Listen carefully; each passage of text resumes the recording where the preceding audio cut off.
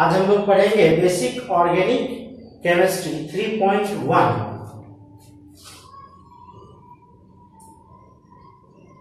Basic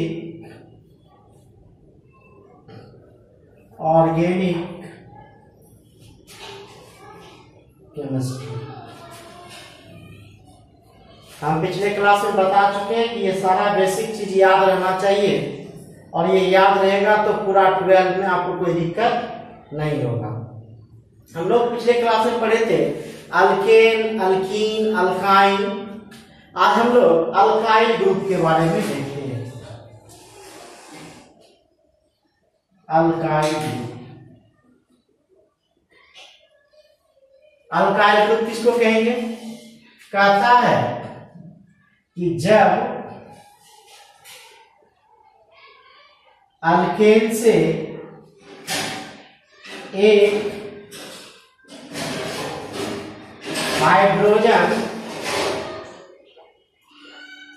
हटता है, जब अल्केन से एक हाइड्रोजन हटता है तो अल्काइल ग्रुप का निर्माण होता है। When one hydrogen removed from alkane to form alkyl group, जब अल्केन से एक हाइड्रोजन हटता है तो अल्काइल ग्रुप का निर्माण होता है। अब समझेंगे, हम लोग पढ़े थे अल्केन। अल्केन फॉर्मूला था इसका CnH2n + 2। इससे एक हाइड्रोजन क्या हो जाता है? हट जाता है, तब निर्माण होता है किसका? अल्काइल ग्रुप का। कि जब अल्केन से एक हाइड्रोजन हटता है तो अल्काइल ग्रुप का निर्माण होता है, और अल्काइल का फॉर्मूला होता है CnH2n + 1। और ऐसे बताए थे कि जितना संख्या कार्बन का हो इससे 2 गुना हाइड्रोजन लेते हैं, और यदि उसमें 2 जोड़ते हैं तो अल्केन हो जाए, और यदि कार्बन की संख्या 5 है तो उसका 2 गुना हाइड्रोजन 10 लेते हैं, और उसमें यदि 1 जोड़ दें तो वह अल्काइल ग्रुप हो जाता है। मतलब कि 2 गुना हाइड्रोजन करने के बाद यदि 1 जोड़ेंगे तो यह अल्काइल हो जाएगा और यह अल्केन हो जाएगा। अल्काइल को R से रिप्रेजेंट किया जाता है, सूचित किया जाता है R, और ये बॉन्ड है, इससे अल्काइल को सूचित किया जाता है। तो जब अल्काइल को R से सूचित किया जाता है तो इसमें अगर हम एक हाइड्रोजन लगा दें तो यह क्या बन जाएगा? अल्केन बन जाएगा। मतलब यह RH, यह क्या हो गया आपका? अल्केन। आपको याद रखना है कि अल्काइल ग्रुप को हम लोग किससे सूचित करते हैं? R से सूचित करते हैं। कुछ एग्जाम्पल देख लें। एग्जाम्पल जैसे CH3 और बॉन्ड देके H अगर कर दिए तो यह CH3 और एक बॉन्ड ये हाइड्रोजन हो गया, 3 1 4, तो CH4 मीथेन हो गया। इसको हम लोग क्या कह दिए? मीथेन। और इस मीथेन से एक हाइड्रोजन को क्या कर दिए? हटा दिए, रिमूव कर दिए, तब यह बन जाता है CH3। ठीक है, और इसका नाम हो जाता है मिथाइल। और मिथाइल को शॉर्ट में Me से लिखते हैं। याद रखिएगा कि मिथाइल को Me से लिखते हैं।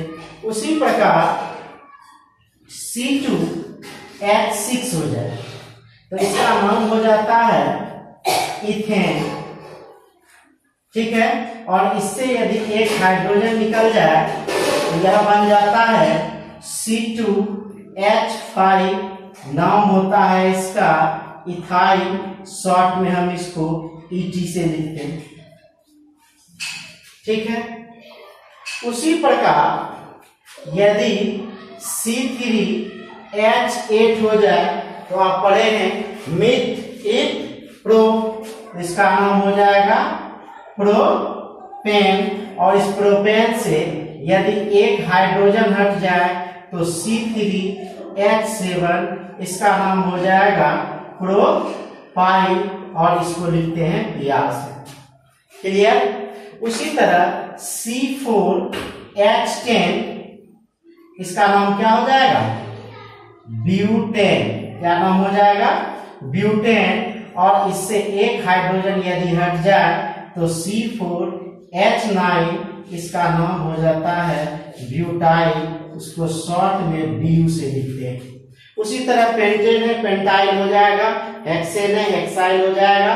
तो हम लोग याद रखेंगे कि हम लोग कुछ बेसिक कॉन्सेप्ट कर रहे हैं, इसमें पढ़े कि जब अल्केन से एक हाइड्रोजन हटता है तो अल्काइल ग्रुप का निर्माण होता है।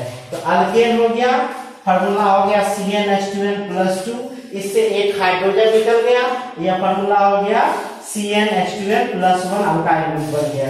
अल्काइल ग्रुप को R से रिप्रेजेंट करते हैं, सूचित करते हैं, ठीक है। और R के साथ फिर यदि हाइड्रोजन निकला था, यहाँ जुड़ गया, यह अपना अल्केन बन गया। एग्जांपल देखें, मीथेन, मीथेन, प्रोपेन, ब्यूटेन, कोई दिक्कत नहीं होना चाहिए। अब हम लोग इसके बाद देखेंगे, मिटा दें, स्क्रीनशॉट ले लीजिएगा।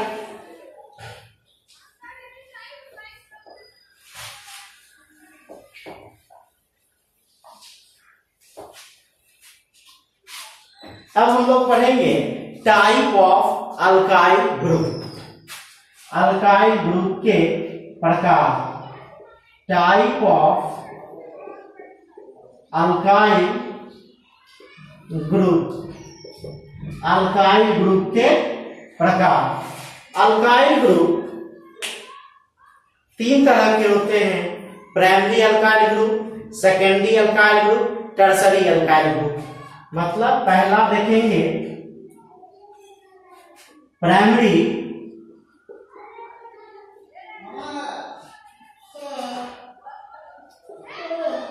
Alkyl group. Primary alkyl group को 1 डिग्री से लिखते हैं। याद रखिएगा कि प्राइमरी अल्काइल ग्रुप को 1 डिग्री से लिखते हैं। कहने का मतलब कि जब एक कार्बन एक R से जुड़ा हो, एक कार्बन एक R से जुड़ा हो, तब इसको कहते हैं प्राइमरी अल्काइल ग्रुप। क्या कहते हैं इसको, प्राइमरी अल्काइल ग्रुप। उसी तरह दूसरा होता है, आप डिफिनेशन भी लिख सकते हैं कि जब एक कार्बन एक अल्काइल ग्रुप से जुड़ा हो, ठीक है। जब एक कार्बन एक अल्काइल ग्रुप से जुड़ा हो तब यह प्राइमरी अल्काइल ग्रुप कहलाता है। और इसको हम लोग लिखते हैं 1 डिग्री से। कितना से, 1 डिग्री से। उसी तरह दूसरा है सेकेंडरी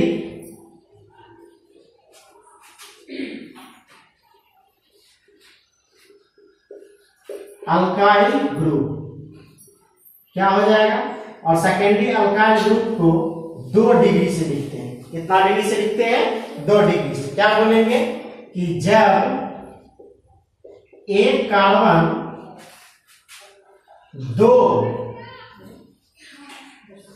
अल्काइल ग्रुप से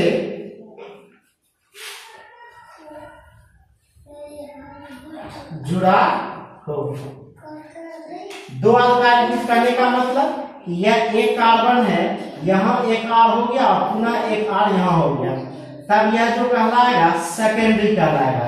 अब क्या है, यह R इस R के बराबर भी हो सकता है, यह R इस R के बराबर नहीं भी हो सकता है। मतलब यहाँ मिथाइल भी हो सकता है, यहाँ भी मिथाइल हो सकता है, यहाँ मिथाइल नहीं भी हो सकता है, यहाँ भी मिथाइल हो जाए, यहाँ मिथाइल हो जाए, कुछ भी चेंज हो सकता है, या दोनों सेम भी रह सकता है।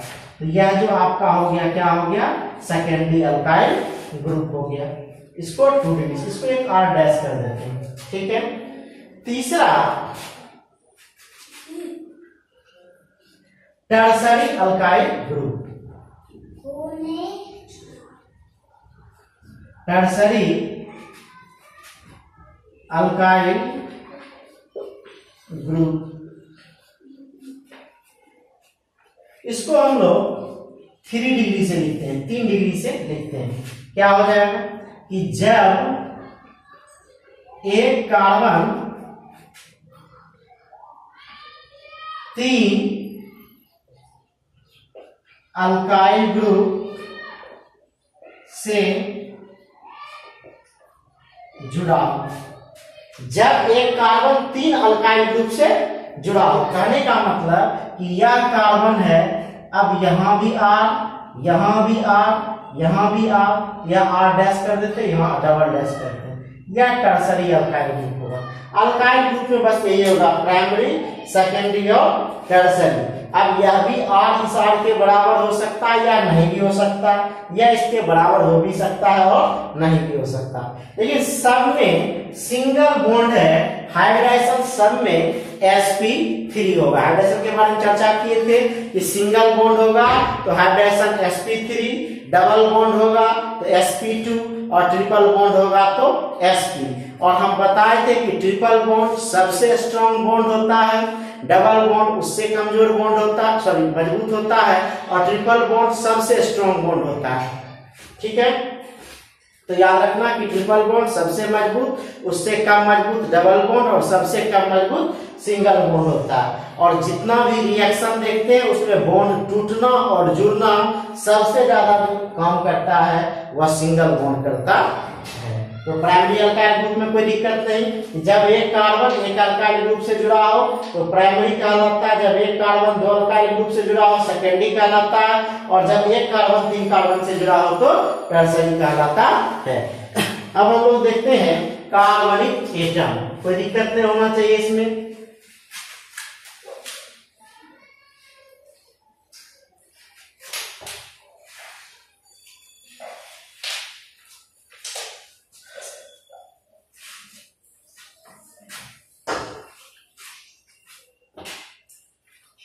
कार्बनिक एटम,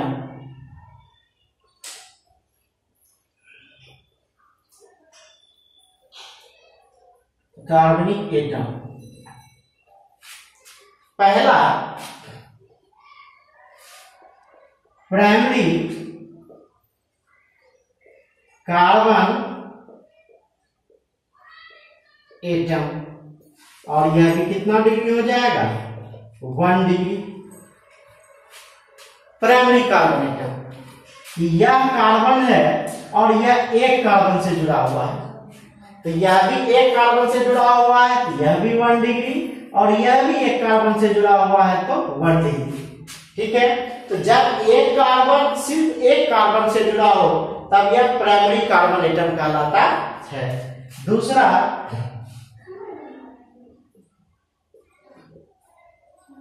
सेकेंडरी कार्बन एटम, इसको हम लोग लिखते हैं 2 डिग्री से। तो 2 डिग्री से कि जब एक कार्बन अपने नजदीक के 2 कार्बन से जुड़ा हो, देखिए तो यह कार्बन सिर्फ एक कार्बन से जुड़ा हुआ है, यह 1 डिग्री, और यह कार्बन 2 कार्बन से जुड़ा हुआ है तो 2 डिग्री, और यह कार्बन फिर एक ही कार्बन से जुड़ा हुआ है तो वह 1 डिग्री कहलाएगा। क्लियर?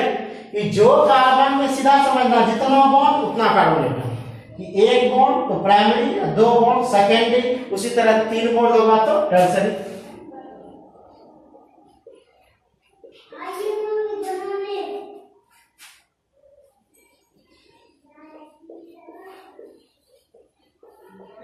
टर्सरी कार्बन एटम क्या होगा कि जब एक कार्बन अपने नजदीक के 3 कार्बन से जुड़ा हुआ, देखिए क्या हो जाएगा, यह 1 डिग्री, यह भी 1 डिग्री, यह भी 1 डिग्री, लेकिन यहाँ 1 2 3 यह कितना डिग्री हो जाएगा 3 डिग्री हो गया। उसी तरह एक होता है क्वार्टिनरी,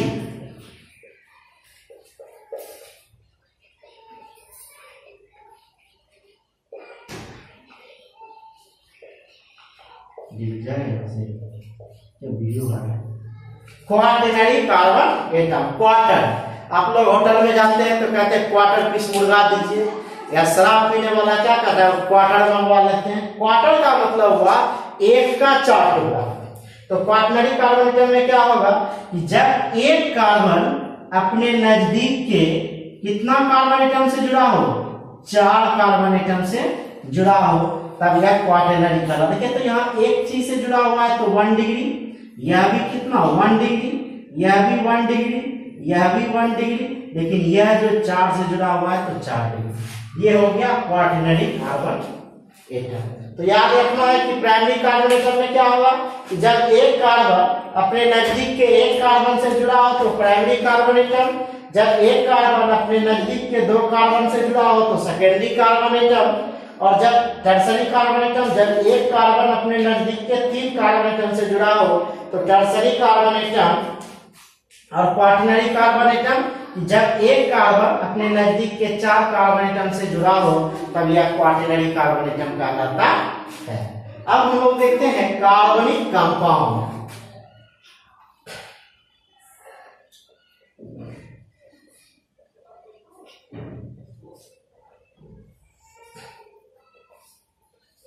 कार्बनिक कंपाउंड, ठीक है। तो सबसे पहला इसमें हम लोग देखते हैं नॉर्मल कंपाउंड। नॉर्मल कंपाउंड, ये नॉर्मल कंपाउंड किसको कहते हैं, तो कहता है कि किसी स्ट्रेट चेन कंपाउंड को नॉर्मल कंपाउंड कहते हैं। स्ट्रेट चेन एकदम सीधा सीधा, बेचारा को किसी से कोई लेना देना नहीं है, इसमें कोई भी ब्रांच चेन नहीं है, तब ऐसे कंपाउंड को क्या कहते हैं, नॉर्मल कंपाउंड। तो बहुत सिंपल सा डिफिनेशन है कि किसी स्ट्रेट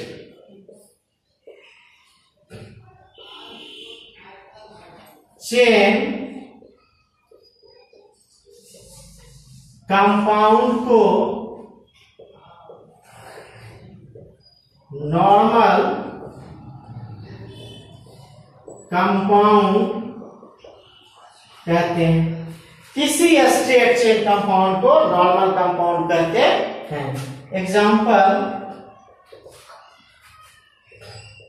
जैसे ऐसे देख लें, यह 1 2 3 4 5 कार्बन सिंगल बॉन्ड, नाम हो जाएगा पेंटेन। तो इसके आगे लगा देंगे एन पेंटेन, क्या आ जाएगा, नॉर्मल, एन से नॉर्मल पेंटेन। उसी तरह अगर ऐसा कर दें हमको, तो हम बताए थे पिछले क्लास में काउंटिंग उधर से करेंगे जिधर से डबल बॉन्ड नजदीक होगा, 1 2 3 4, इसका नाम क्या हो जाएगा, एल ब्यूटीन, डबल बॉन्ड है इसलिए इन लगाए।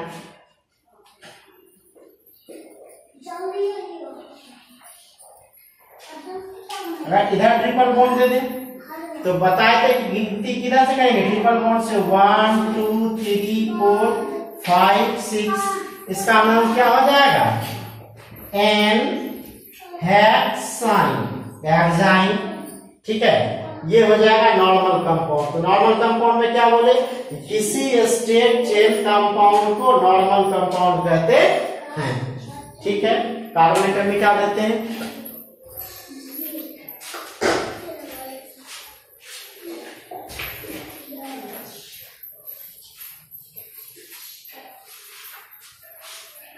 अब हम बात करें आइसो कंपाउंड का। ये ऑर्गेनिक केमिस्ट्री में जब आप कॉमन नेम लिखिएगा, 2 नेम होता है, एक नेम होता है और दूसरा कॉमन नेम होता है। तो कॉमन नेम में इसका बहुत यूज आता है, बहुत जगह कॉमन नेम लिखा रहेगा। जैसे आप 12 का बुक उलटिएगा ऑर्गेनिक का, तो वहां भी देखिएगा कि कॉमन नेम लिखा रहता है, ऑर्गेनिक सॉरी आईपेक नेम लिखा रहता है। तो ये ध्यान देना, कॉमन नेम भी आपको याद रखना होगा। तो याद रखना है, तो पहले नॉर्मल कंपाउंड, अब हम बात कर रहे हैं iso compound. Iso compound, iso compound किसको कहते हैं, तो सारा चीज वही रहेगा कि किसी स्ट्रेट चेन कंपाउंड के सेकेंड कार्बन एटम पर, जब भी अब हम बात करें सिर्फ सेकेंड कार्बन एटम पर, कि किसी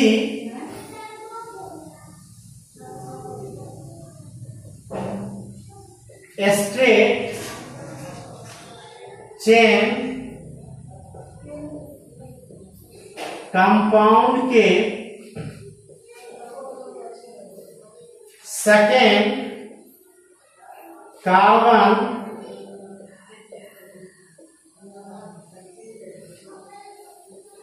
एटम पर एक मिथाइल ग्रुप जुड़ा रहे उसे आइसो कंपाउंड कहते हैं। कि किसी स्टेट चेन कंपाउंड के सेकेंड कार्बन एटम पर अगर एक मिथाइल ग्रुप जुड़ा रहे उसे आइसो कंपाउंड कहते हैं। फॉर एग्जांपल स्टेट चेन देखिए हम CH3 CH CH3 CH3 नहीं, चाहे 1 2 3 या 1 2 3 या 1 2 3 1 2 3 किधर स्पॉट करेंगे। जब भी आ रहा है तो एक साइड से इस पर सेकेंड कार्बन एटम पर तो यह हो जाएगा आपका 1 2 3। तो सेकेंड पर एक मिथाइल ग्रुप जुड़ा हुआ है तब इसका नाम लिखेंगे आइसो। और यहाँ 3 1 4 कार्बन है और पड़े 4 कार्बन में ब्यूटेन होता है, इसका नाम हो जाएगा आइसो ब्यूटेन। ठीक है। उसी तरह ऐसा हम लोग स्ट्रक्चर बना सकते हैं। इसी के लिए हम यही लिख देते हैं ऐसा स्ट्रक्चर, सेम लिख सकते हैं। ठीक है। अब अगर ऐसा रहता तब क्या हो जाता है, ये तो 1 2 3 4 यहाँ 4 पर ब्रांच रहता है, 1 और 2 पर इधर से काउंट करेंगे 1 2 3 4 5। सेकेंड पर एक मिथाइल ग्रुप, इसका मतलब ऑलरेडी होता है कि एक मिथाइल ग्रुप जुड़ा हुआ है, तब क्या नाम हो जाएगा इसका, इसका नाम हो जाएगा आइसो 5 1 6। कोई दिक्कत? एक और एग्जांपल देखिए।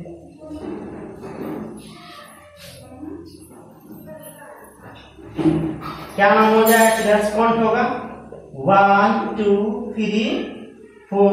क्या नाम हो जाएगा इसका आइसो 4 1 5। आइसो 10 10। कोई दिक्कत? दिक्कत नहीं होना चाहिए।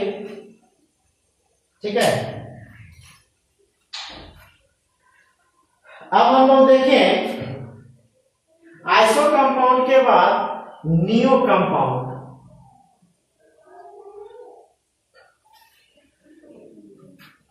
क्या देखेंगे, नियो कंपाउंड।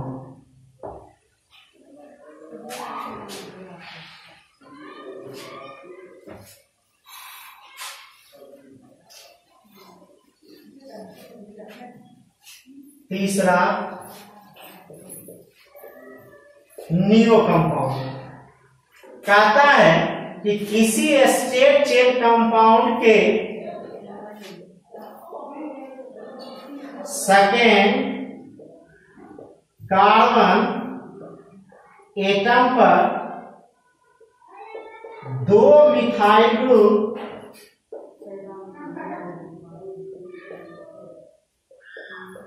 जुड़ा रहे, पूरा लिख देते हैं, उसे नियो कंपाउंड कहते हैं। कि किसी स्टेट चेन कंपाउंड के सेकेंड कार्बन एटम पर 2 मिथाइल ग्रुप जुड़ा रहे उसे नियो कंपाउंड कहते हैं। अब नियो कंपाउंड सेकेंड पर 2, सेम यहाँ 1 जुड़ रहा था यहाँ 2 जुड़ेगा। जैसे देखिए example first CH3 C CH3 CH3 CH3। इसको ऐसे भी लिख सकते हैं, इसे प्लस कर या ऐसे भी लिख सकते हैं। जब भी होगा तो सेकेंड पर 1 2 3। ठीक है। तब इसका नाम क्या हो जाता है, नियो 1 2 3 4 1 5 नियो पेंटेन। ठीक है, उसी तरह अगर हम ऐसा लिख दें और ऐसे कर दें, इधर से काउंट हो जाएगा 1 2 3 4, क्या हो जाएगा नियो हेक्सी। ठीक है, कोई दिक्कत नहीं होना चाहिए। उसी तरह आइसो नियो, इसके बाद आता है सेकेंडरी कंपाउंड। क्या आएगा सेकेंडरी कंपाउंड। तो आइसो के जगह हम लोग क्या लिखते हैं सेकेंडरी कंपाउंड। नंबर 4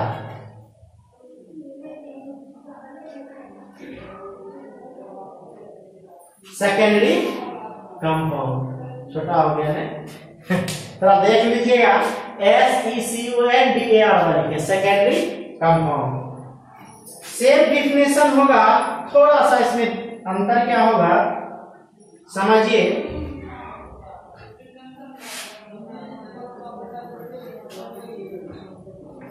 किसी स्टेट चेन कंपाउंड के सेकेंड कार्बन एटम पर एक फंक्शनल ग्रुप जुड़ा है।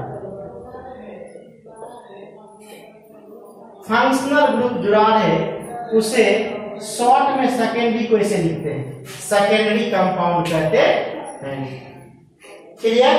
किसी स्टेट चेन कंपाउंड के सेकेंड कार्बन एटम पर एक फंक्शनल ग्रुप जुड़ा है। फंक्शनल ग्रुप क्या है? क्रियाशील समूह। जैसे OH अल्कोहल का होता है, उसी तरह X हेलोजन होता है, F chloro, Cl chloro, Br bromo, I iodo, उसी तरह NO2 होता है, NO होता है, नाइट्रो नाइट्रोसो, मतलब functional group carboxylic acid, aldehyde, CHO पढ़ेंगे हम लोग आगे। अभी केवल थोड़ा सा आपको इंट्रोडक्शन देना है कि यहाँ जो है फंक्शनल ग्रुप जुड़ा हुआ, आगे हम याद करवा देंगे, टेंशन नहीं लेना। कि किसी स्टेट चेन कंपाउंड के सेकेंड कार्बन एटम पर एक फंक्शनल ग्रुप जुड़ा है, उसे सेकेंडरी कंपाउंड कहते हैं। Example number 1 CH3 CH CH2 CH3। और यहाँ कोई भी फंक्शनल ग्रुप को हम शॉर्ट में लिख रहे हैं, फंक्शनल ग्रुप को FG याद रखिएगा। कोई भी फंक्शनल ग्रुप को हमको पता नहीं, तत्काल इसका नाम हम लोग बोलेंगे सेकेंडरी। अब यहाँ तो कार्बन है, सीधा 1 2 3 4 सेकेंडरी ब्यूटेन। लेकिन अगर इसमें कोई फंक्शनल ग्रुप जुड़ा रहे, याद कीजिए हम बताए थे कि जब फंक्शनल ग्रुप क्या होगा अल्काइल के साथ जुड़ा होगा या जोड़े होगा, तो यहाँ हो जाएगा 1 2 3 4, सेकेंड पर क्लोरीन है तो इसका नाम हो जाएगा सेकेंडरी क्लोरो 4 है तो ब्यूटेन। कोई दिक्कत? उसी तरह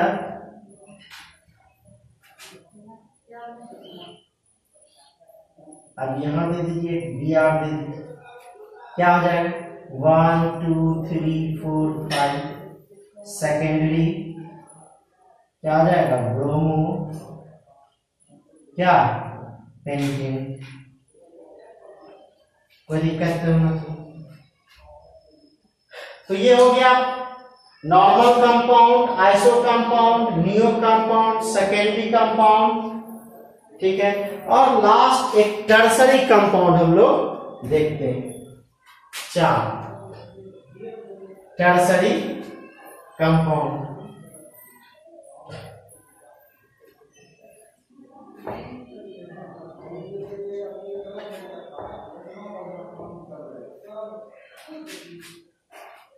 टर्सरी कंपाउंड 5वां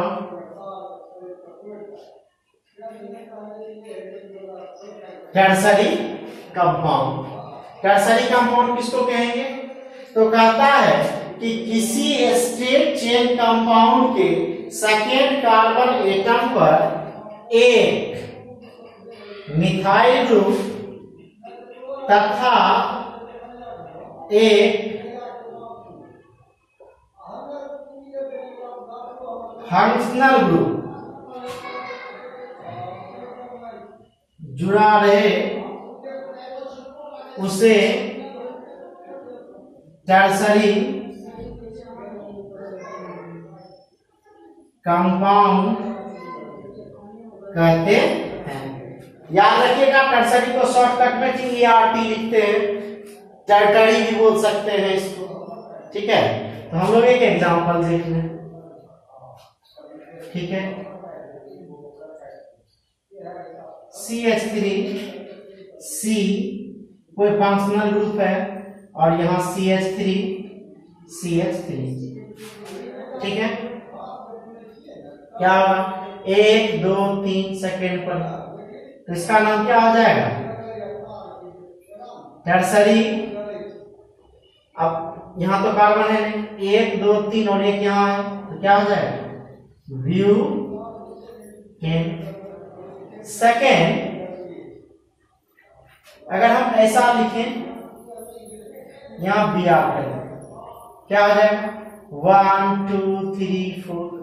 ये लिखते नहीं, नंबरिंग जो कर रहे हैं आपको समझने के लिए कि सेकेंड पोजीशन कैसे हम ले रहे हैं। तो ये हो जाएगा क्या टर्सरी